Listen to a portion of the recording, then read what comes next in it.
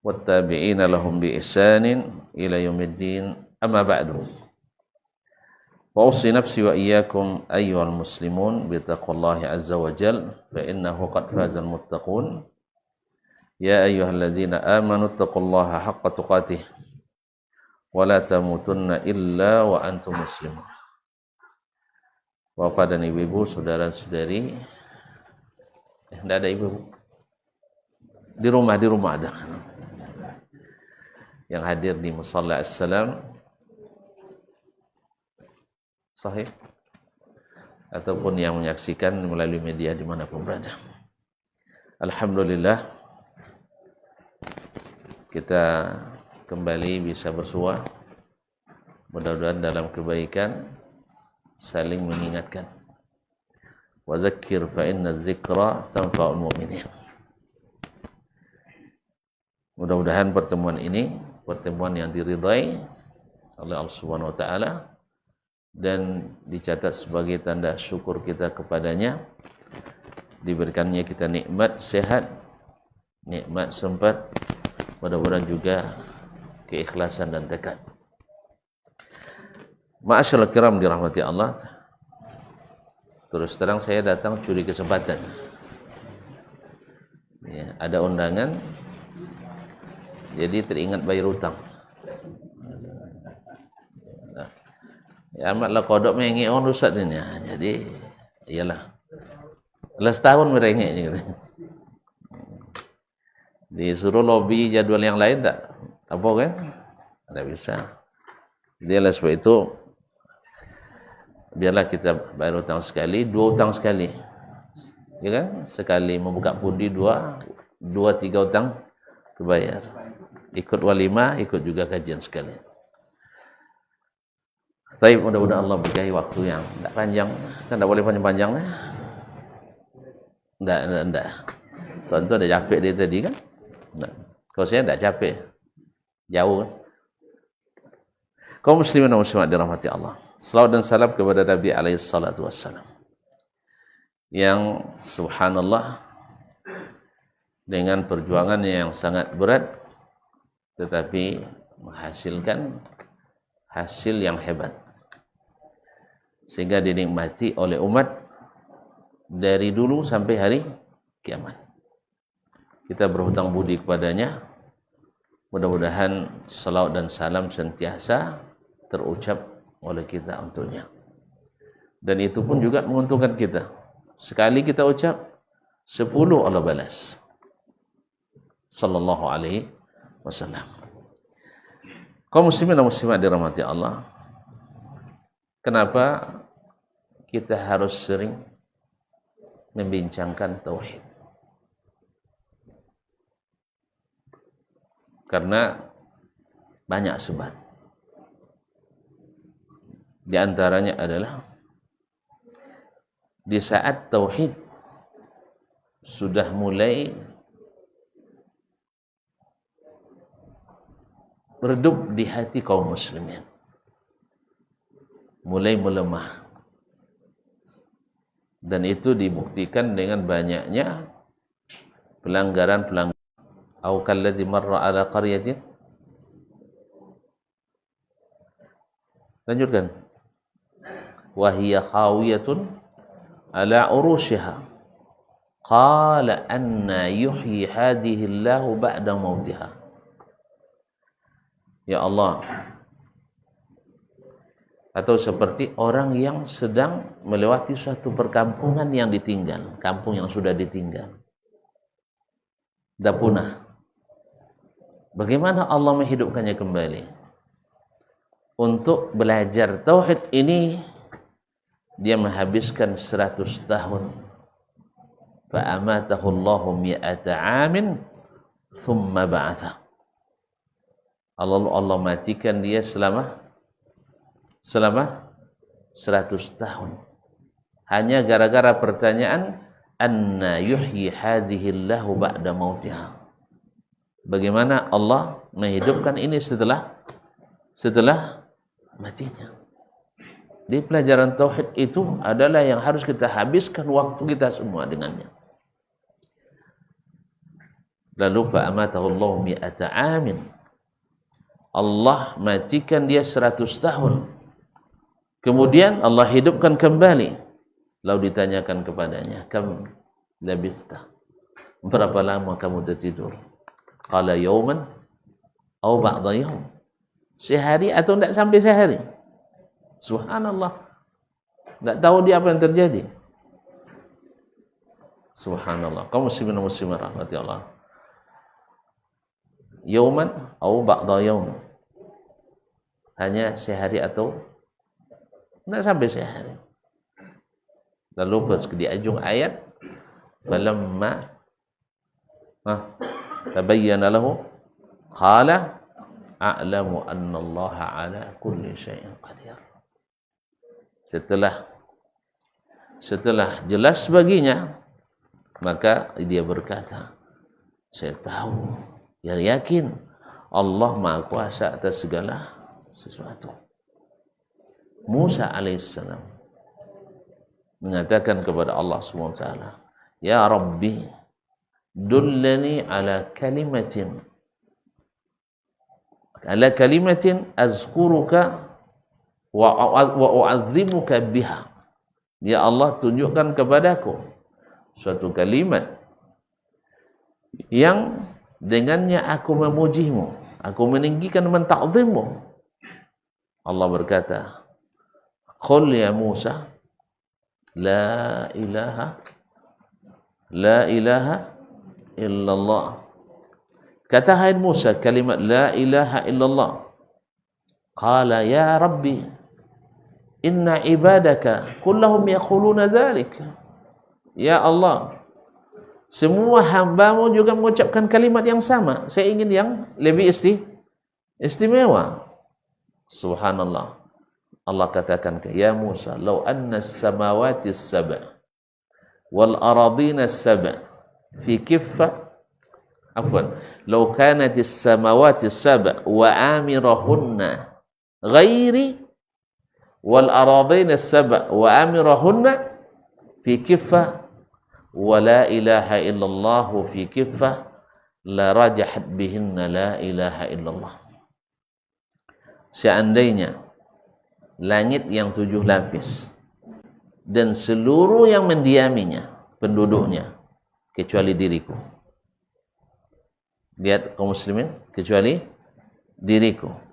Ketika Allah menyebut langit yang 7 dengan yang mendiaminya, dengan yang memakmurkannya, dia sebut kecuali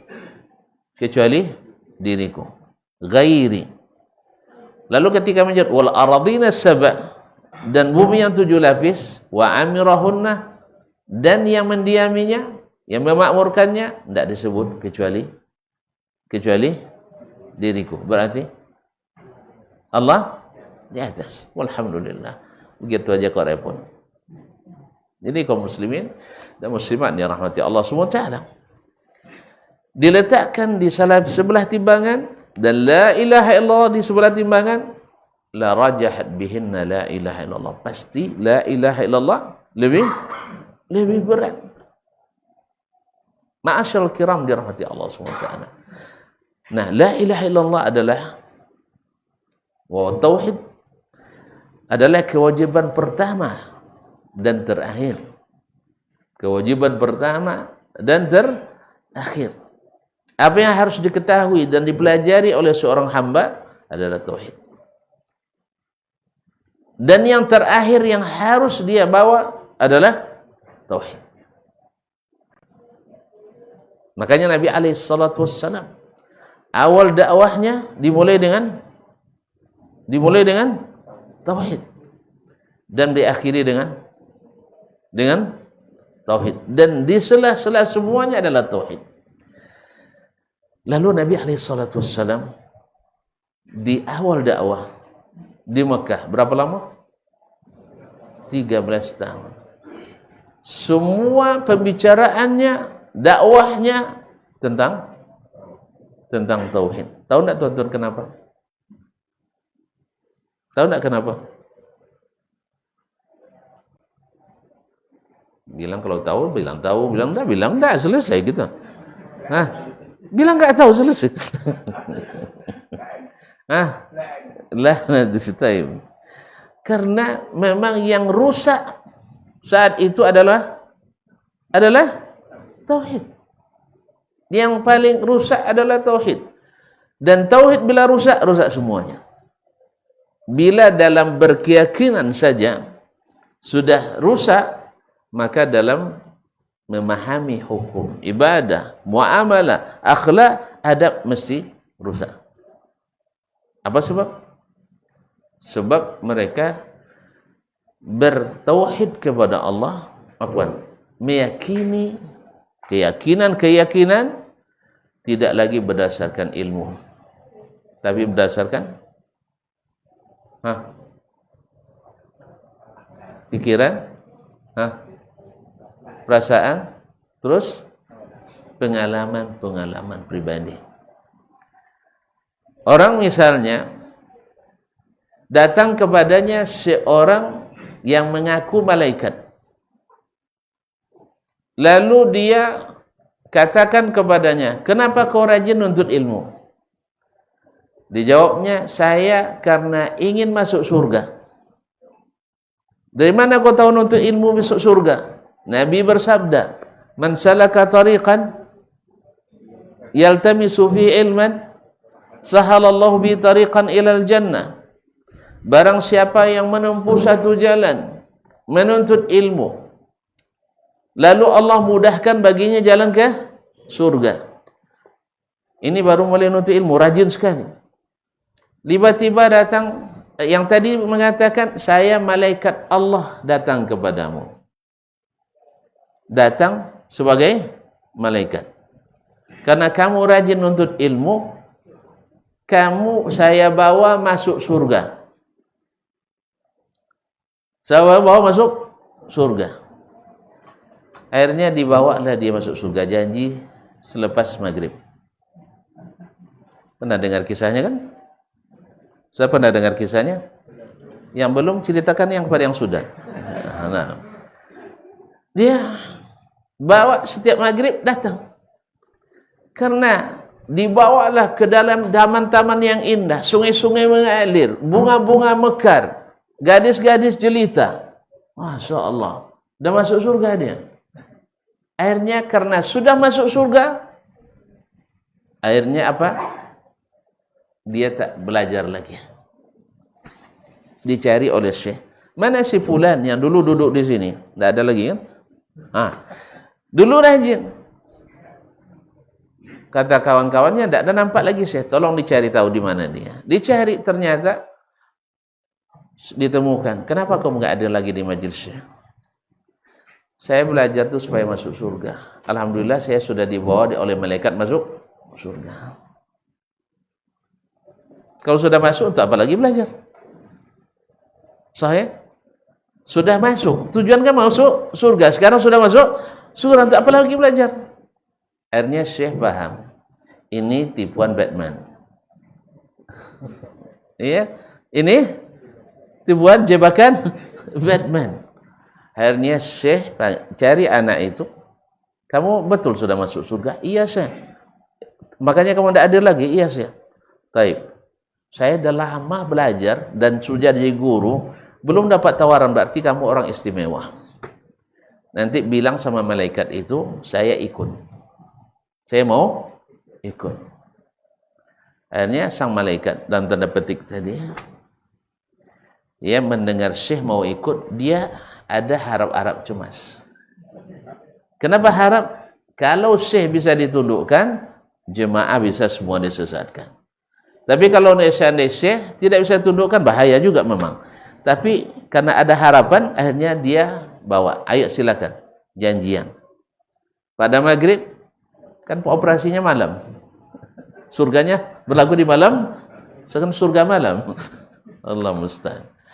Datang pergi, betul, syekh melihat sendiri, seolah di taman-taman yang indah. Seperti yang terlihat oleh anak itu.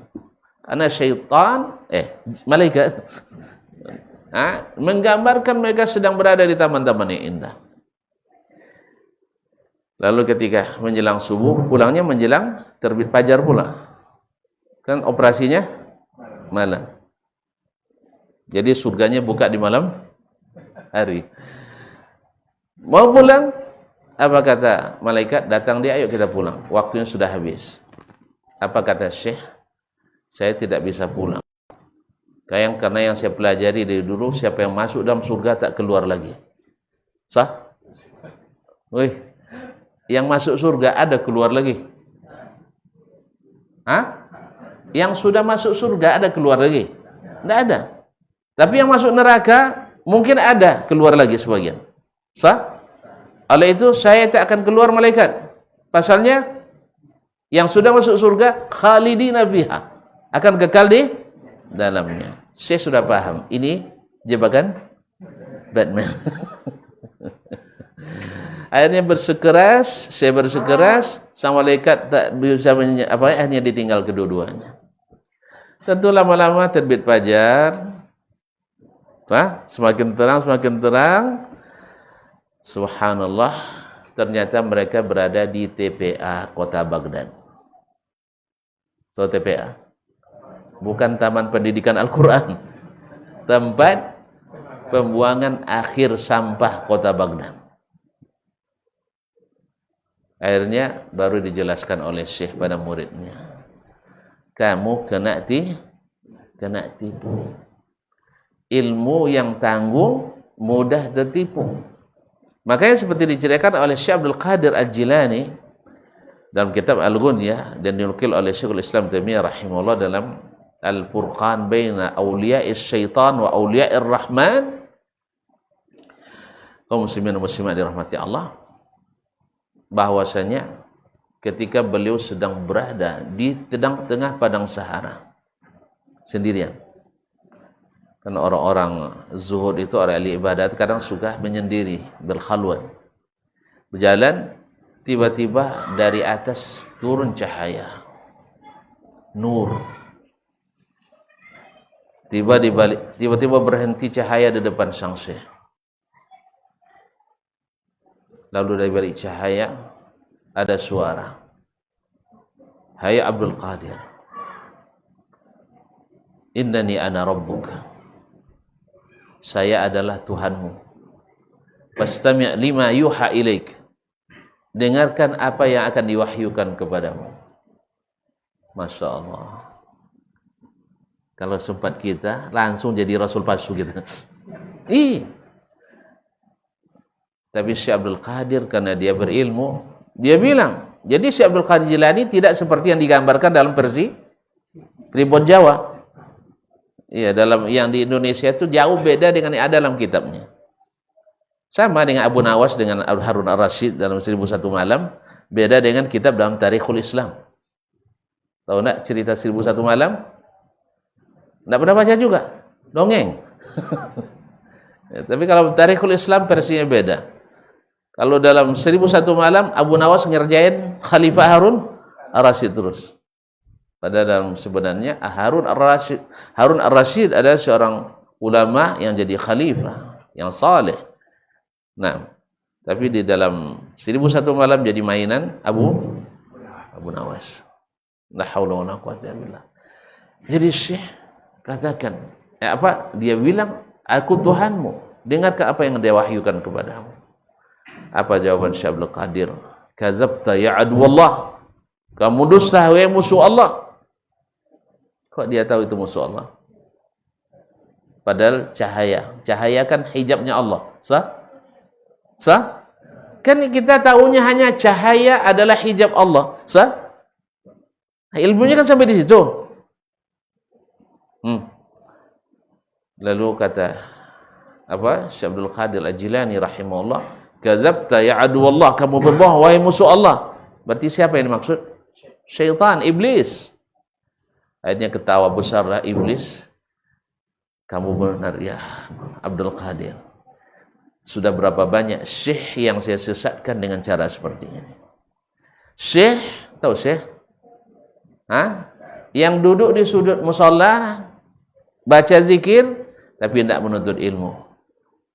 Dengan cara-cara yang tidak didasarkan wahyu. Sah? Maka tidak jarang dari mereka jadi wali majzub. Ia malik kerasukan setan, gila lah. Karena kalimat-kalimat zikir yang tidak digunakan sesuai dengan yang disunnahkan bisa menjadi sihir bagi orangnya. Ada seorang wanita hafizah Al-Quran 30 juz, kerasukan syaitan. Padahal untuk menghilangkan dan mengeluarkannya dengan baca Al-Quran. Tahu tak kenapa? Diruqyah oleh orang yang bersekutan, yang menceritakan orangnya langsung ke saya. Yang meruqyahnya tanya, Mbak kok bisa kemasukan syaitan? Itu enggak tahu, Mas. Ya memang ada amalan-amalan khusus. Rasanya tidak. Coba ingat-ingat. Oh iya, rupanya Mbah Yai. Mbah Yai saya dulu ngajarkan bahwa setiap hari saya harus baca Ya Rahman 3000 kali. Tidak boleh salah hitung, tidak boleh terputus. Kalau salah hitung ulang lagi, terputus diulang lagi. Ya Allah ya Rabbi, dari mana dapatnya? Pagi dan petang. Hanya itu dirutinkannya. Ya Rahman, Ya Rahman, Ya Rahman. Akhirnya dibaca oleh Ustaz ini Al-Quran. Lalu dia dalam ngomong, kamu kenapa masuk? Dia suka sama saya. Kenapa? Saya dipanggilnya 3000 kali setiap pagi, 3000 kali setiap sore. Memang kenapa? Nama saya Rahman. Rupanya jin Rahman masuk ke dalamnya. Kenapa? Zikir yang seperti ini tidak diajarkan. Akhirnya menjadi jalan bagi syaitan untuk masuk. Kaum muslimin dan muslimat dirahmati Allah.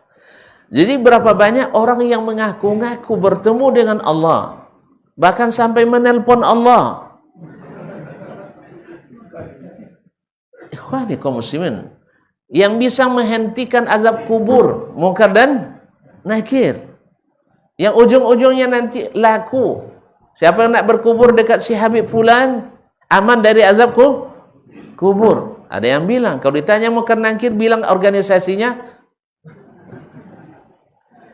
Kaum muslimin dan muslimat dirahmati Allah, ternyata masalah-masalah akidah, masalah-masalah tauhid sedang bermasalah besar. Maka Nabi SAW dulu di Makkah ketika diutus, berapa aliran sesat yang ada di Makkah waktu itu? Aliran keagamaan yang menyimpang dari jalan benar di Makkah, berapa banyak itu?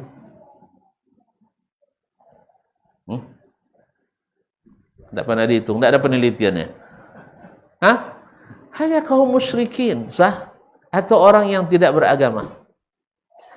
Saat ini catat di negeri kita, aliran sesat yang resmi, ini yang mendaftar ulang ini, yang berformulir tidak balik-balik masih banyak, 400 lebih. Itu baru 2014. 2024 saya belum berani buka lagi, atau jangan-jangan tak ada rilis lagi. Ya, sebelum saya pulang 2004 240 lebih. Setelah saya pulang 2014 menaik jadi 400 lebih. Jangan-jangan gara-gara saya pulang pula tambahnya. Allah musta'an. Kaum muslimin dan muslimat dirahmati Allah SWT. Jadi 400 aliran sesat dengan berbagai keyakinan, dengan berbagai akidah. Bahkan tidak sedikit orang konsep tauhidnya tidak sama dengan konsep tauhid yang dikembangkan oleh Nabi SAW. Bahkan di antara mereka ada yang bilang sampai mengatakan bahwa siapa yang suka belajar tauhid bisa menyebabkan radikal, bisa menyebabkan teroris dan sebagainya. Sampai demikian kaum muslimin rusaknya, sehingga wajarlah kalau kita hari ini untuk sering bicara dengan masalah tauhid. Karena tauhid barang yang termahal, kewajiban pertama dan kewajiban terakhir. Tidak diterima amal kita di awal-awal ini kecuali dengan kalimat tauhid. Siapa yang tidak bertauhid, amalnya tidak diterima. Bukan kita saja, bahkan Nabi SAW, "Lau asyrakta, la in asyrakta, la yahbatanna amaluk." Kalau kamu syirik, hai Muhammad, batal semua amalanmu. Tapi Nabi mungkin syirik? Mungkin syirik? Enggak, tapi saking besarnya bahaya syirik sampai Nabi pun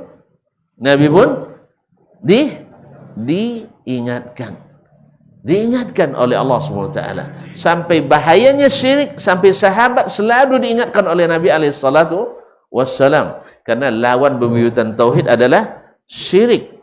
Dan syirik itu masuknya, kata Nabi SAW, lebih halus dari langkah semut hitam di atas batu hitam yang licin di tengah kegelapan malam. La haula wala quwwata illa billah. La haula wala quwwata. Demikian tersembunyinya, Ustaz. Makanya harus hidup selalu tauhid dalam kajian-kajian kita. Ada dua orang, walaupun hadis ini dibersihkan para ulama, ada yang mendhaifkannya, ada yang menghasankan, yaitu tentang dua orang yang melewati suatu negeri yang diperintah oleh raja yang zalim, raja yang musyrik, raja yang kafir. Setiap yang masuk ke kampung itu mesti sujud dan mengajukan korban kepada berhala mereka. Lewatlah dua orang ini, orang beriman, orang muslim di umat yang sebelum kita, lalu diperintahkan untuk memberikan kurban. Mereka mengatakan, kami tidak memiliki apa-apa, walaupun hanya seekor lalat. Yang satu imannya mengatakan, syirik dengan jenis apapun, sekecil apapun, haram, mengeluarkan kita dari Islam. Walaupun hanya mengorban seekor lalat, bisa mengeluarkan dari Islam. Maka dia bertahan, saya tidak akan memberikan kurban kepada siapapun kecuali pada Allah Subhanahu wa ta'ala. Bertahan. Yang satu tidak berpikir, yang satu ini berpikir dengan pikiran dan perasaannya, kan apalah artinya seekor lalat. Dia lupa bahwa yang disekutukan itu adalah yang maha agung, yang maha besar. Akhirnya dia kurbankan seekor lalat. Hasilnya sama. Yang tak mau tetap dibunuh, yang berkorban kepada yang syirik pun tetap dibunuh oleh sang raja. Yang pertama karena dia bertahan dengan tauhidnya, insyaallah mati syahid. Yang satu tetap dibunuh karena dianggap melecehkan Tuhan mereka. Masa lalat dikorbankan untuk Tuhan? Coba kayak apa? Satu gara-gara seekor lalat masuk neraka kekal, satu gara-gara tak mau mengorbankan lalat di dalam surga kekal. Lihat kaum muslimin, bedanya tipis sekali. Nah, kenapa tauhid? Karena tidak sedikit para orang-orang yang mengaku berilmu, digelar kiai besar, bahkan bergelar singa pula kadang, walaupun seperti imam bulu kadang. Nah, kaum muslimin dan muslimat dirahmati Allah SWT, ketika membahas masalah, dulu orang menyema dengan anak gadis. Masih ingat? Masa-masa setu-setu dulu, zaman behela, biasanya orang bikin jembatan cari anak perawan, sah? Masih jumpa tak, bang? Udah, abang 80 lahirnya. Ini mana ada? Nah, ini dia. Tahun-tahun 50-60an masih ada tuh. Ya, dicari anak gadis untuk sebagai tumbal, sah? Sah ya? Nah, tapi seiring dengan berkembang zaman, hukum reformasi hukum, akhirnya tak mungkin mengobarkan orang, akhirnya diganti dengan kerbau. Nah, dibuang daging sekali rugi pula, akhirnya diganti dengan kepala kerbau. Ada yang melegitimasi itu. Daripada mengorbankan manusia, lebih baik mengorbankan. Lihat kaum muslimin, ada kiai yang mengatakan menyema bayar tumbal kepada penunggu hutan, penunggu sungai untuk keselamatan, disembelih atas nama selain Allah, tidak apa-apa nyembelih kerbau. Inna lillahi wa inna ilaihi raji'un. Sampai begini lemahnya tauhid dalam jiwa seorang kiai. Hanya karena pikirannya, daripada mengorbankan manusia, lebih baik mengorbankan kerbau. Dalam syirik tidak ada daripada lebih baik. Yang ada adalah syirkun atau tauhid. Kalau mau bertauhid, hilangkan syirik. Oh, tidak bisa beransur, tidak ada yang beransur di sini. Yang beransur itu masalah hukum. Tidak ada istilah beransur dalam masalah tauhid. Nabi katakan, Allah katakan, wa'arid anil musyrikin, berpaling dari orang-orang syirik. Oleh itu kaum muslimin dan muslimat dirahmati Allah, wajarlah kenapa Nabi SAW 13 tahun di Mekah berbicara tentang masalah tauhid. Ma'asyiral kiram, tauhid adalah amalan yang dengannya amalan-amalan dosa sebesar apapun bisa terampuni. Dan sebaliknya, lawannya syirik. Amalan sebesar apapun tak akan berarti. Dengan syirik, amalan sebesar apapun tidak berarti. Wa qadimna ila ma'amilu min amalin faja'alnahu haba'an manthura. Kami datangkan besok hari kiamat amalan-amalan yang mereka kerjakan dan kami jadikan seperti debu yang diterbangkan angin. Bertanya Ummul Mukminin Aisyah radhiyallahu anha tentang Abdullah ibn Jud'an. Pernah dengar namanya? Abdullah ibn Jud'an. Hah? Di mana?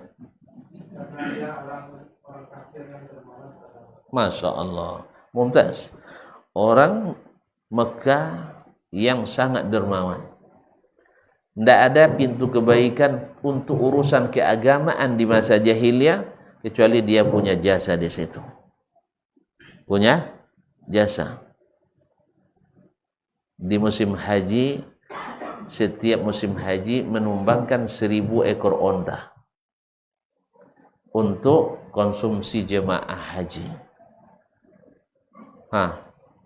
Jadi istilah drive-thru itu sudah ada di masa jahiliyah. Itu bukan maju zaman sekarang aja tuh.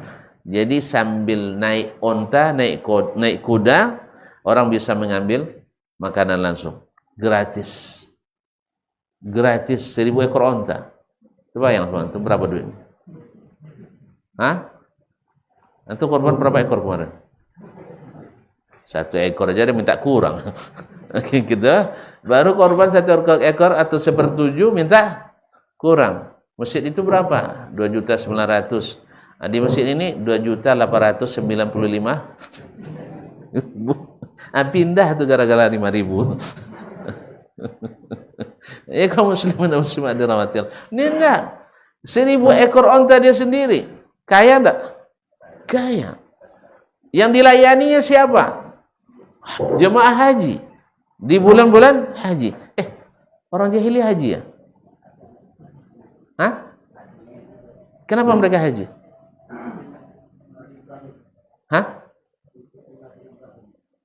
Karena mereka bertuhankan Allah Subhanahu wa taala.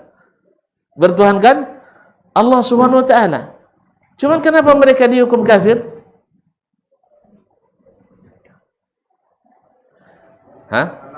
Tidak jelas tauhidnya. Karena tidak jelas tauhidnya. Mereka tauhidnya lemah. Kenapa lemah tauhidnya? Bahannya tidak asli, bahan sintetis. Tahu tidak bahan tauhid itu? Tauhid itu dibangun di atas apa? Mantap, langsung ngaji gitu. Nah, tauhid yang dibangun di atas bahan yang tidak asli lemah. Iya enggak? Bahan yang tidak asli lebih lemah. Tapi bahan asli pasti kokoh. Mana bahan yang asli itu?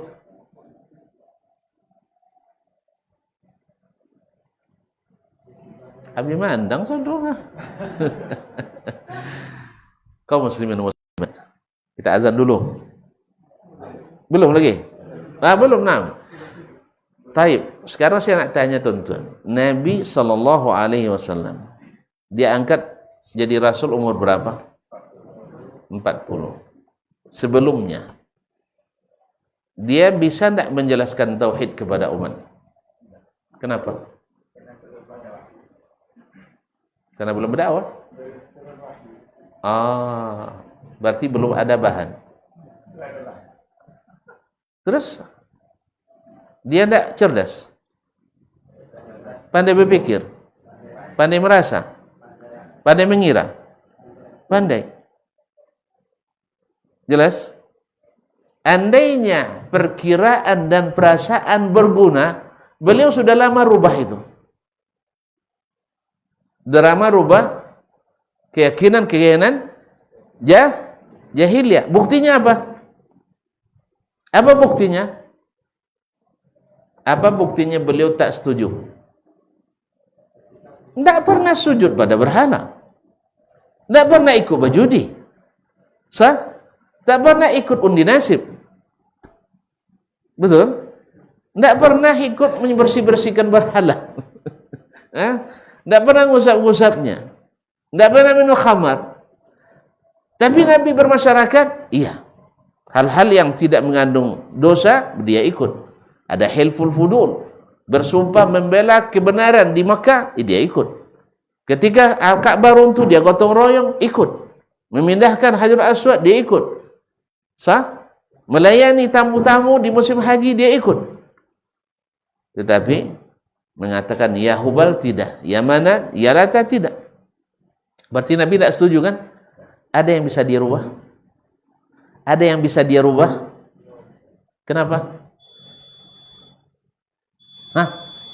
Ma kunta tadri mal kitab wal iman walakin ja'alnahu nuran nahdi bihi man nasha'u min ibadina. Sebelum turunnya Al-Quran, wahyu, engkau tidak tahu apa itu Alkitab dan tidak tahu apa itu Al-Iman. Jelas? Jelas? Kalau jelas selesai kita. Iman. Tapi kami jadikan dia Al-Quran itu cahaya yang dengannya kami beri petunjuk orang-orang yang kami kehendaki. Jadi orang-orang Quraisy, karena lamanya masa antara mereka dengan Nabi Ismail dan Ibrahim alaihi wassalam, sehingga para ulamanya sudah habis, sudah pergi. Kita lihat, kita dapat rasakan hari ini ketika misalnya seperti orang sekelas Buya Hamka masih hidup. Ada orang-orang orientalis sebebas sekarang?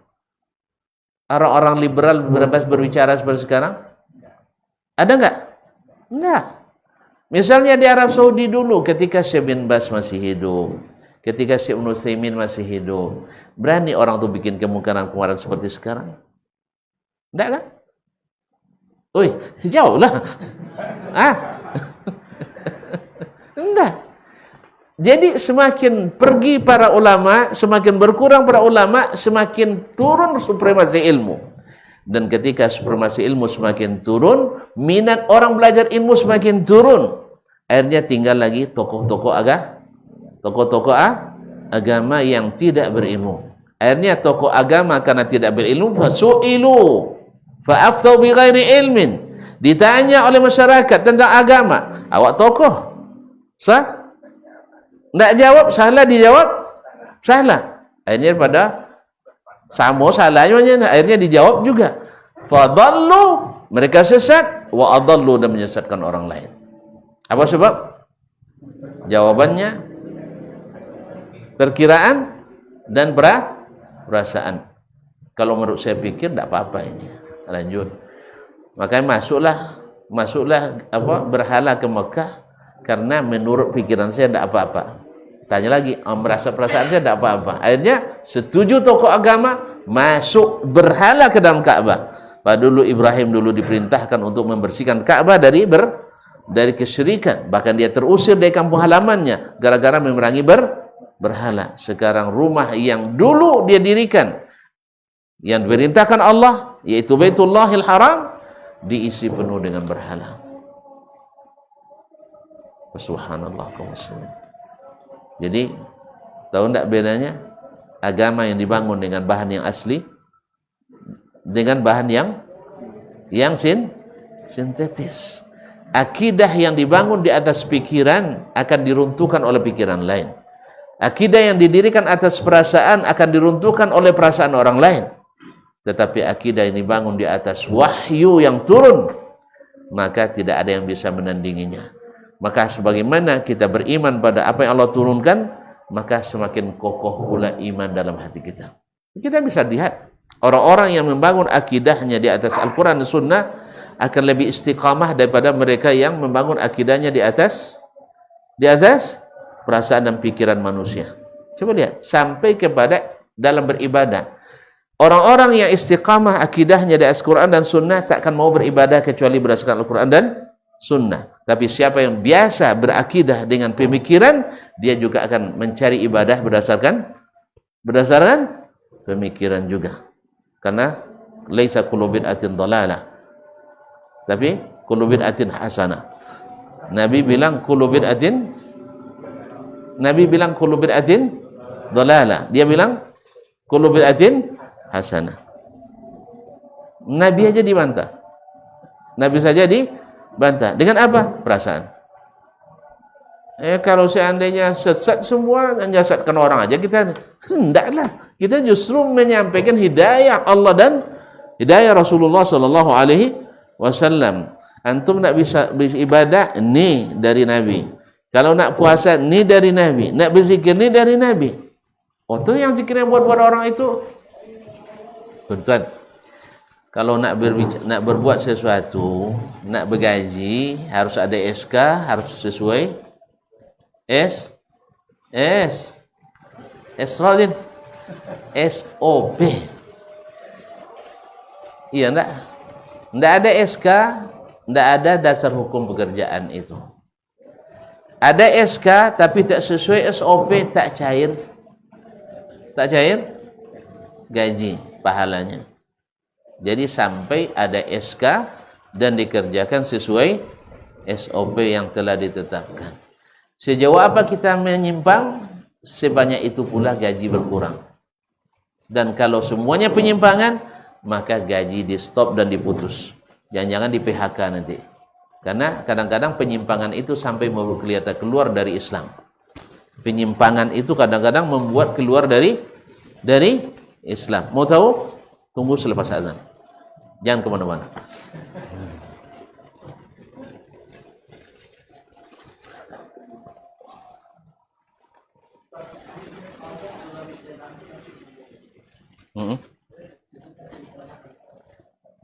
Baik, ahsant. Jazakallah khair.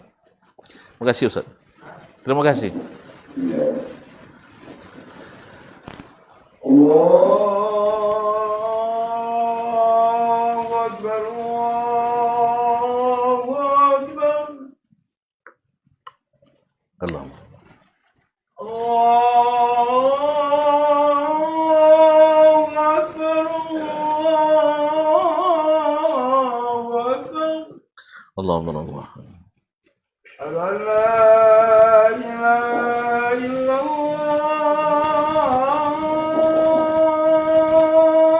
Sudahlah.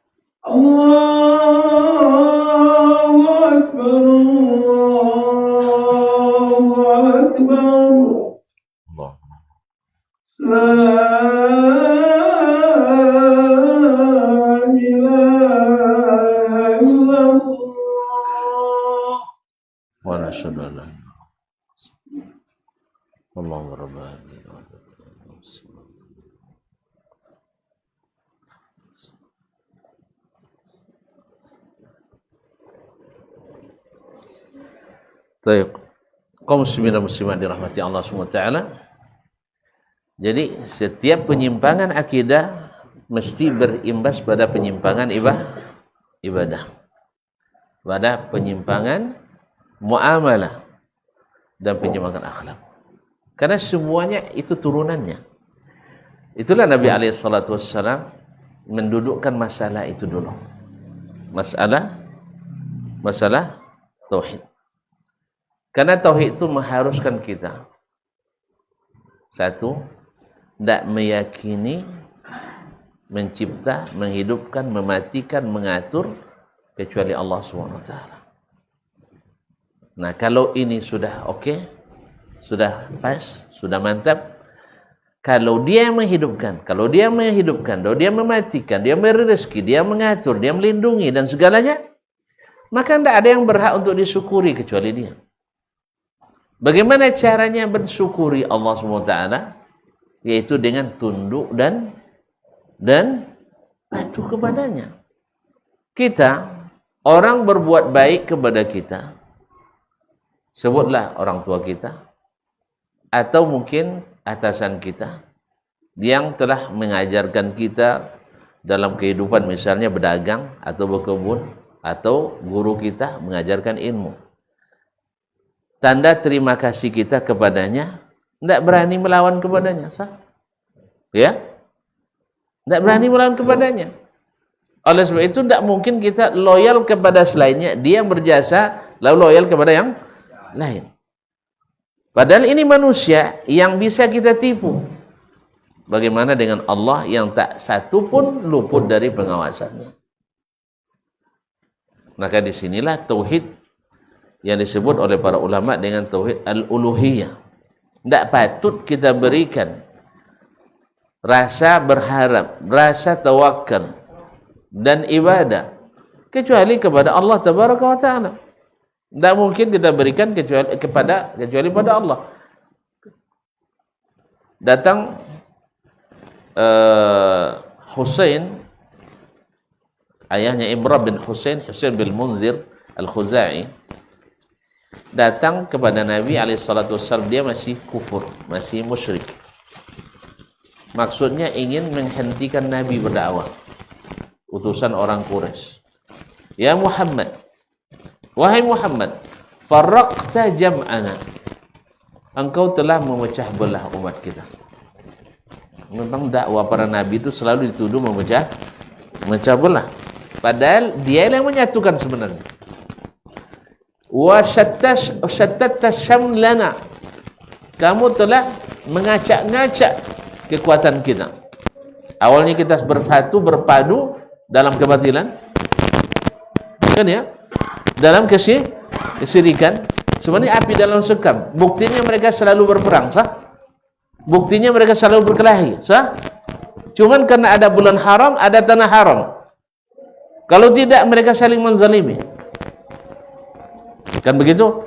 Iz kuntum a'daan, dulu kalian saling bermusuhan. Fa'allafa baina qulubikum fa asbahtum bi ni'mati ikhwana. Lalu dengan nikmat yang Allah berikan, yaitu nikmat iman, nikmat tauhid, kalian menjadi aman, saling bersaudara. Tapi mereka mengatakan Muhammad telah memecah belah.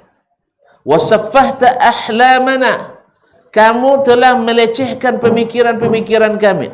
Sama juga ya. Merendah, kalau disalahkan sama dengan merendahkan, dianggap melecehkan.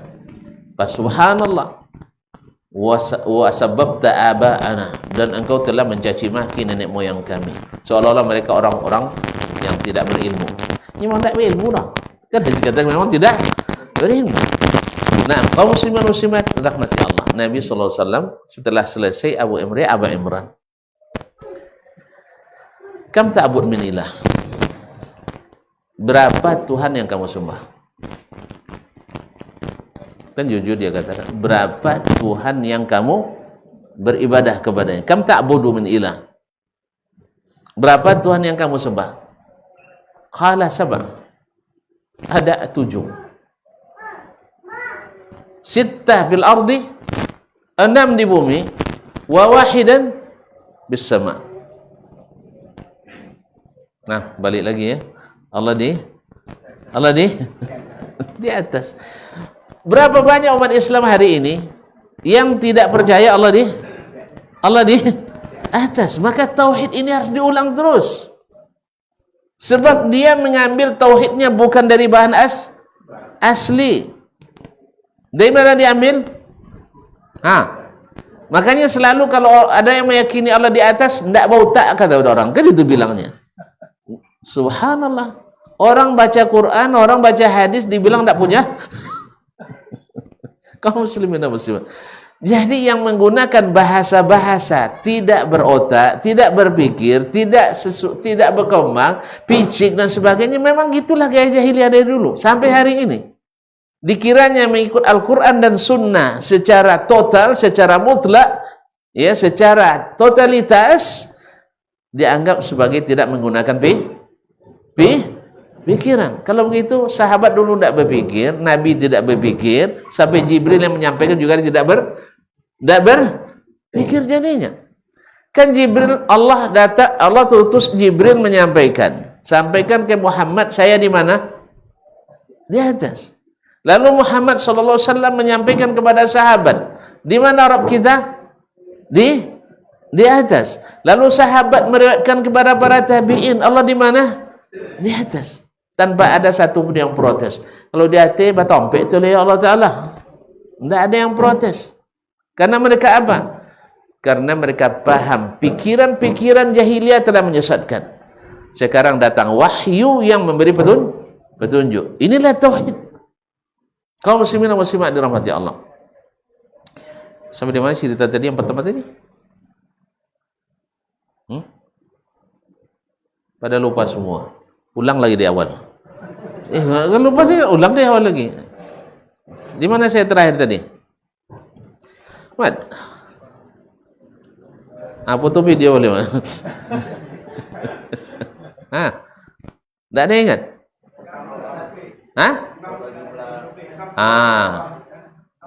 Siapa bilang tadi? 6 di bumi, 1 di atas. 6 di bumi, 1 di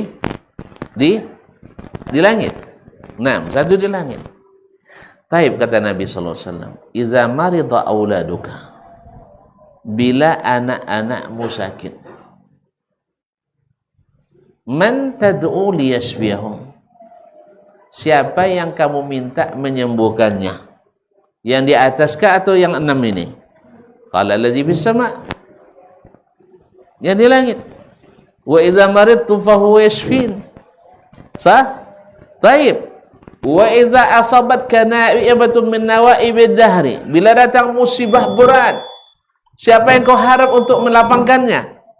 Qala allazi fis sama', yang di langit juga.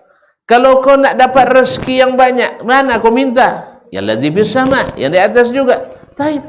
Kalau seandainya yang menghidupkan, yang mematikan, yang menyembuhkan dan semuanya yang di atas, untuk apa yang 6 ini? Ketika minta hajat ke yang di atas kamu, tapi pas lagi bersyukur, beribadah, bawa mereka. Untuk apa gunanya? Paham tak? Lain memberi makan, lain pula yang diterima kasihkan. Jelas? Untuk apa mereka ini? Innama ta'buduna min dunillahi ibadun amsalukum. Yang kalian sembah selain Allah itu adalah hamba-hamba seperti kalian juga. Kalau kalian minta berdoa pada mereka, la yastajibun, mereka tidak bisa mengabulkan.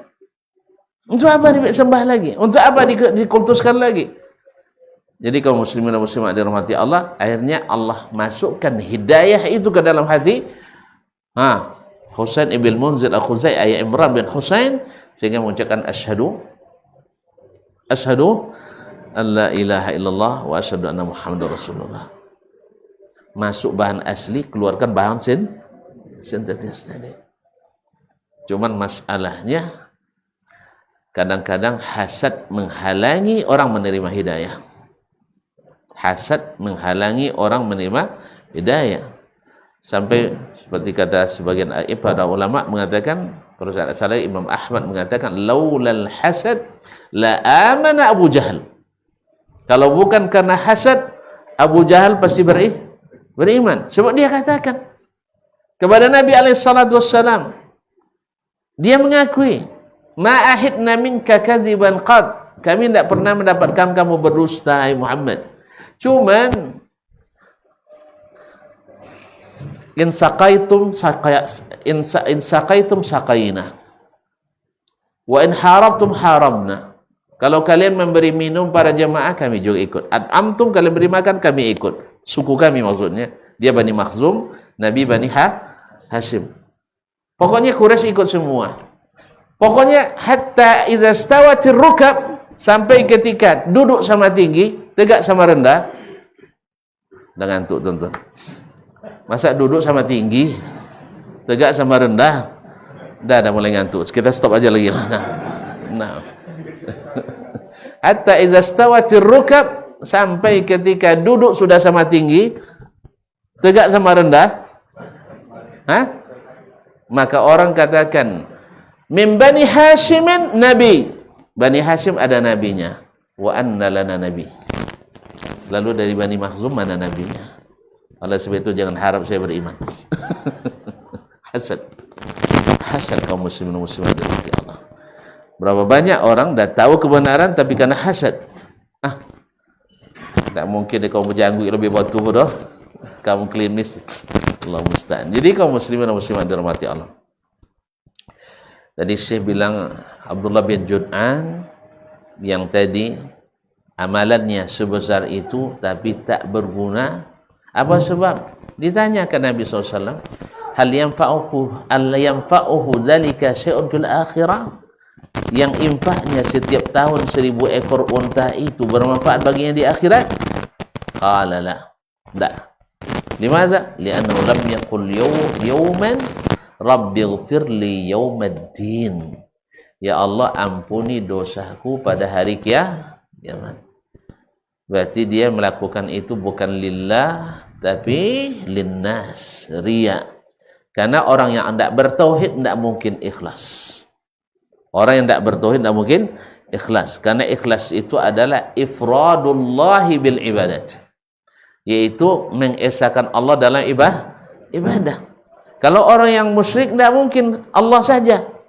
Pasti dia menyembah atau mencari nama di yang lain.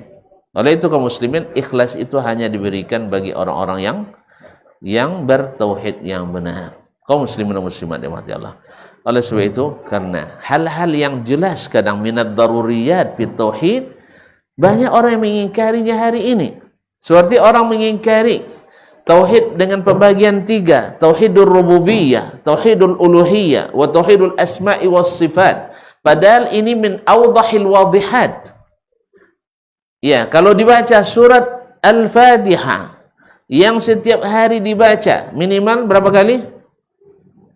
17 kali. Iya, minimal tuh. Iya. Ada yang minimal 5 kali ya? Hah? Maghrib sama subuh aja. Mana tahu sebagian salat maghrib dan subuh saja. Maghrib 3, subuh. Tapi dah lumayan deh kalau subuh bisa juga ke masjid, mantap Allah. Nah, rata-rata kan maghrib aja jemaahnya kan. Allah musta'an. Kami dulu di pondok, saya cerita tentang kami dulu di pondok, wajib jemaah itu hanya sholat maghrib, subuh, isya, zuhur, asar, tidak wajib. Makanya dulu dalam catatan rekes tu ya, satu kami direkes orang-orang yang tidak berjamaah sholat maghrib. Tak pernah disebut salat isya, salat subuh, salat zuhur. Ya, akibat daripada pondok tak punya masjid. Jadi salatnya di lapangan rumput. Subuh takut basah kan? Iya, siang takut panas. Akhirnya hanya salat maghrib saja. Isya takut sibuk. Gelap, isya dah gelap. Jadi akhirnya jemaahnya hanya salat maghrib. Nah, itu juga kesalahan pesantren kita dulu. Tidak masjid dulu yang dibangun, tapi pondok dulu yang dibangun. Ya, beda. Kalau Nabi dulu pindah ke Madinah, masjid dulu yang dibangun. Dan ketika Fathu Makkah, Masjidil Haram dulu yang diurus, dikeluarkan semua patung-patung itu. Sah? Nah, dibersihkan Masjidil Haram. baru yang lain-lain. Oleh itu kaum muslimin dan muslimat dirahmati Allah SWT, bicara tauhid harus selalu, karena inilah visi dan misi kehidupan kita. Wa ma khalaqtul jinnah wal insa illa liya'budun. Siapa yang tidak menghidupkan tauhid, maka dia tidak akan menjalankan misi kehidupan dengan benar.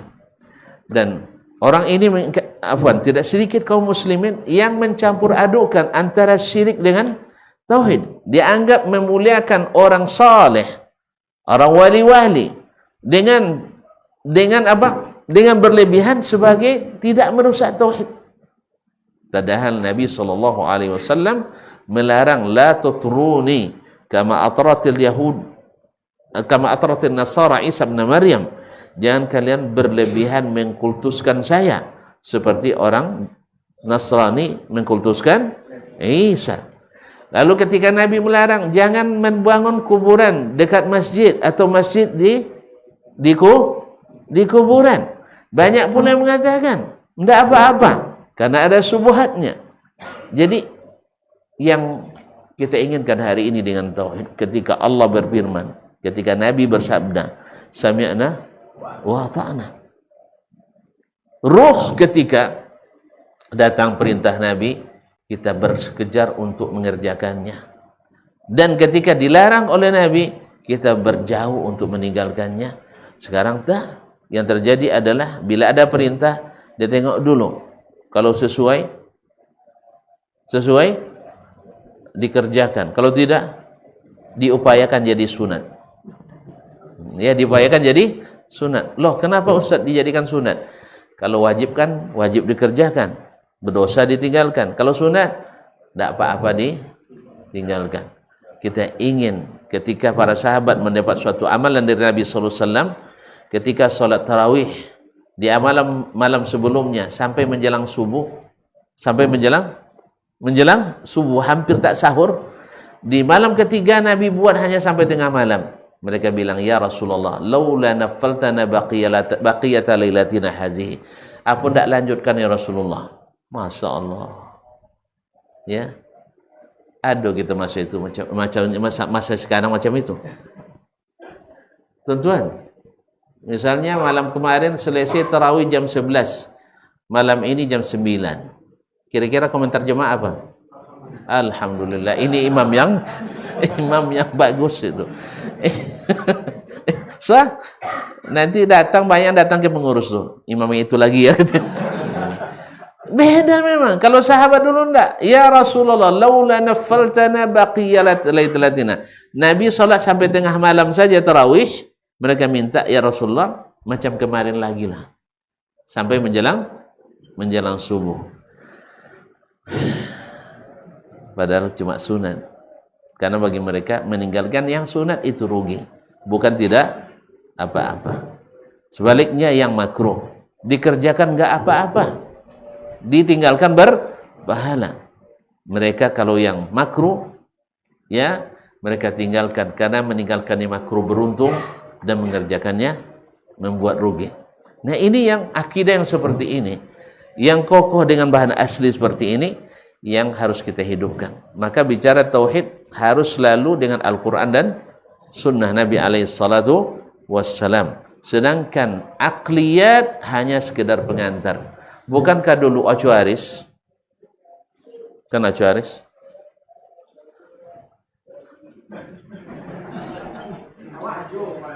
Oh, Acuaris. Acuaris, Aristoteles. Iya, mungkin. Yang disebut sebagai bapak pemikir dunia, bapak filsafat dunia, yang filsafatnya banyak diadopsi oleh kaum muslimin, yang akhirnya bermetamorfosis menjadi ilmu kalam. Ilmu kalam. Saya namakan ilmu kalam karena yang jelas jadi, yang terang jadi kalam. Gara-gara ilmu itu. Jadi diadopsi, dimodifikasi dan sebagainya sehingga menjadi filsafat Islam. Nah, padahal diambil dari pemikiran Aristot dengan murid-muridnya Socrates, Plato dan Iskandar yang Agung. Jadi pemikiran Aristot, beliau hanya sampai pada konklusi, yaitu natijah, bahwa alam ini dengan segala sistemnya, keteraturannya pasti ada yang menciptakan. Lalu siapa yang menciptakan itu? Saya tidak tahu. Tapi pasti ada kekuatan yang tidak terbatas. Siapa? Dia bilang faktor X. Apa makna faktor X? Tidak dikenali. Tidak dikenali. Makanya kalau ada orang ditemukan mati di dalam lungkang, di parit, tidak ada identitasnya, disebut Mr. X. Sah? Kalau ada faktor yang berpengaruh yang tidak diketahui apa unsurnya, disebut dengan faktor X. Aristot yang penemu pertamanya. Beliau wafat 324 sebelum Hijriah. Sebelum Masehi. Jadi ketika Nabi diutus, dia sudah lewat wafatnya 800 tahun lebih. Makanya Nabi SAW tak pernah menyuruh kita mempelajari ilmu Aristot. Karena ilmu itu tanpa dia pun kita bisa paham. Sah? Antum tengok segala sesuatu yang ada, pasti antum bilang pasti ada yang mengada. Ini botol dibuat kan? Pasti ada yang membuat. Semua kita paham itu. Sah?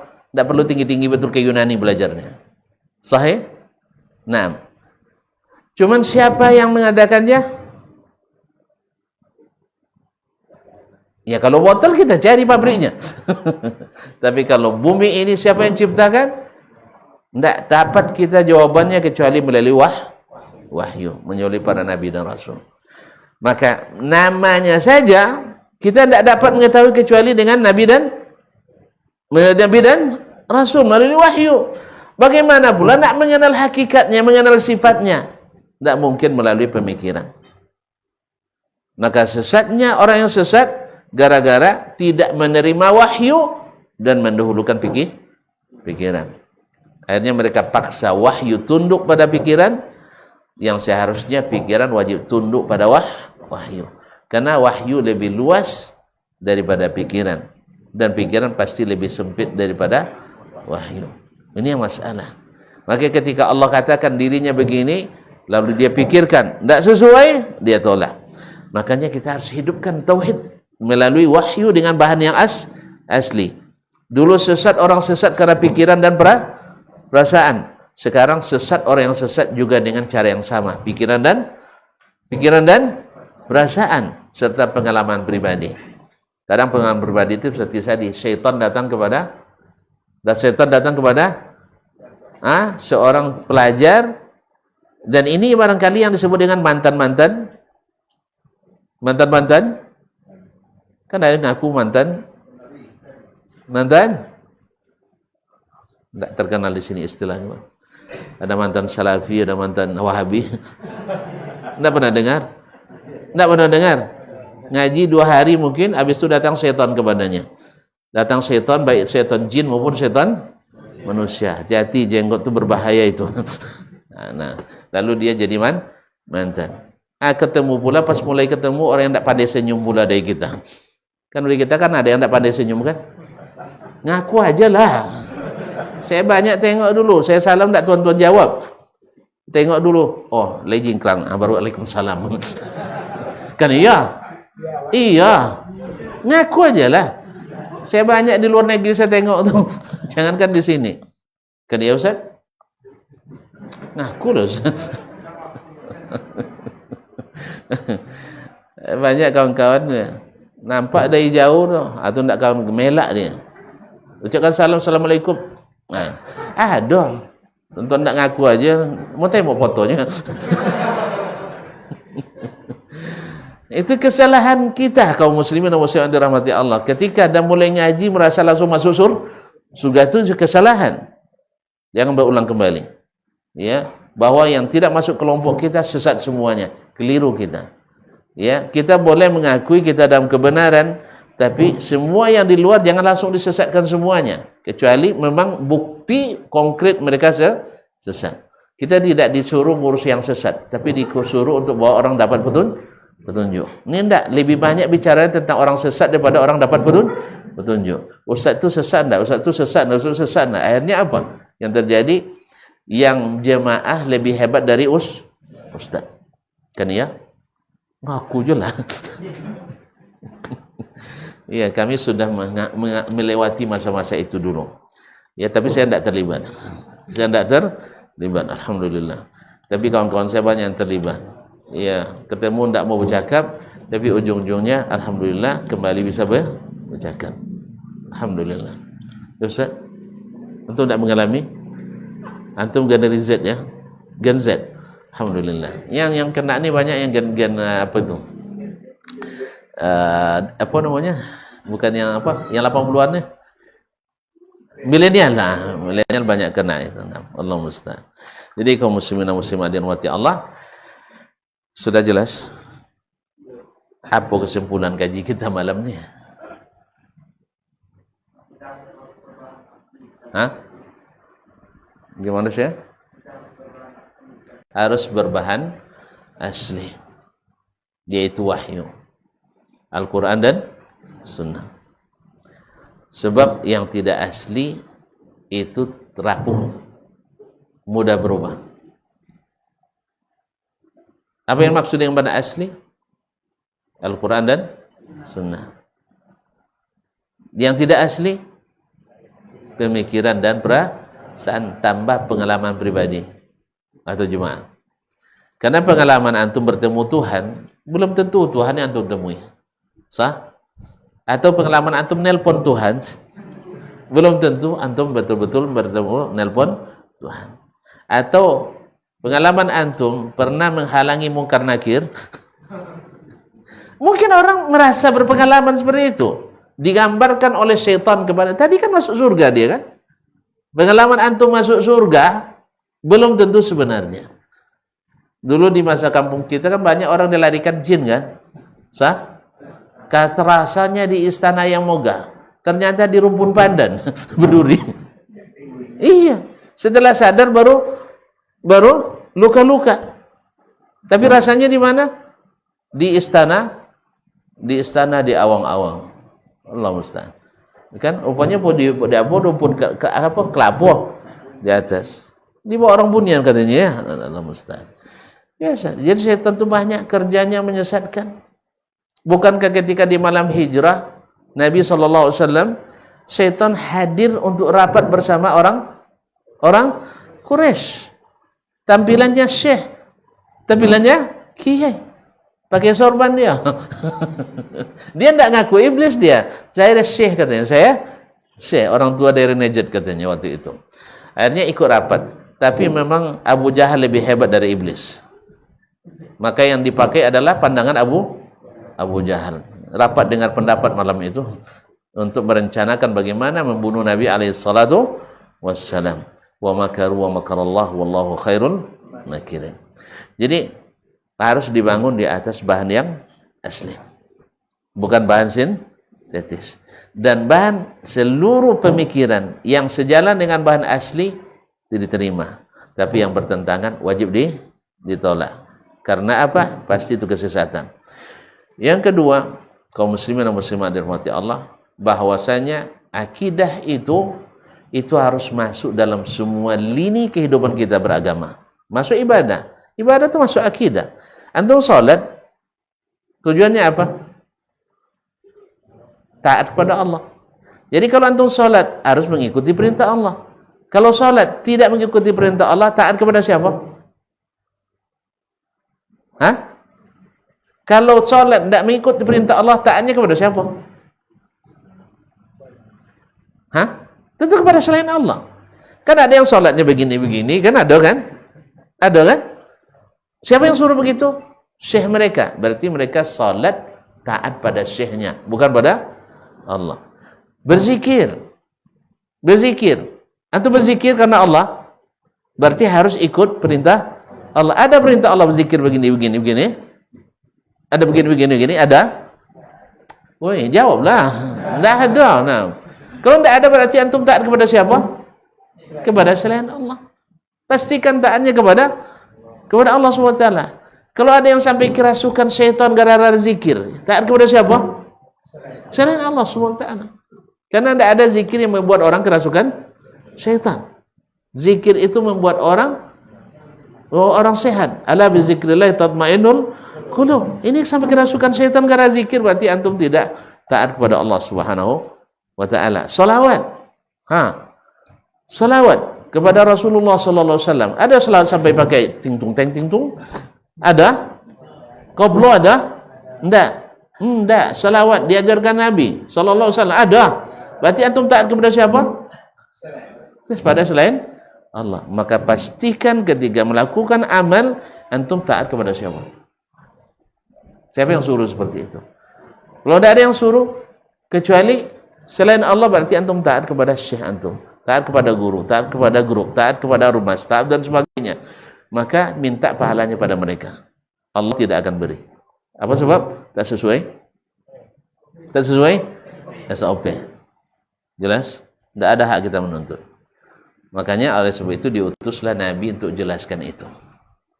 Dan Nabi ketika makan mati, tidak ada jalan kebaikan kecuali saya tunjukkan kepada kalian. Tidak ada jalan keburukan yang membuat kalian masuk neraka kecuali aku sudah tunjukkan, jangan sampai diikuti. Jelas? Alhamdulillah kalau jelas cukup sampai di sini. Kan targetnya sampai jelas. Nah, maka selalulah belajar tauhid, selalu membicarakan tauhid. Karena dari awal dakwah Nabi sampai menjelang mati tentang masalah tauhid tidak pernah lepas dari dakwah beliau sallallahu alaihi wasallam. Oleh sebab itu jangan takut kalau ada orang bilang ciri-ciri Wahabi itu suka belajar tauhid. Naam, iya, karena kita ikut Nabi, bukan ikut Wahabi. Tapi kalau seandainya gara-gara mengikut Nabi disebut Wahabi, tidak apa-apa. Berarti kita berada di jalan yang benar. Wallahu taala alam. Wassallallahu ala nabiyina Muhammad sallallahu alaihi wasallam. Tidak usah bertanya, panjang lagi nanti. Iya, tidak usah bertanya, kan dah jelas tadi. Ada tanya juga? Alhamdulillah. Takut untuk bertanya. Karena pasti dah tahu bahwa saya kalau jawab panjang-panjang kan. Dah, kita cukup sampai di sini aja. Wabillahi taufiq wal hidayah. Wallahu taala alam. Wassallallahu ala nabiyyina Muhammadin wasallam.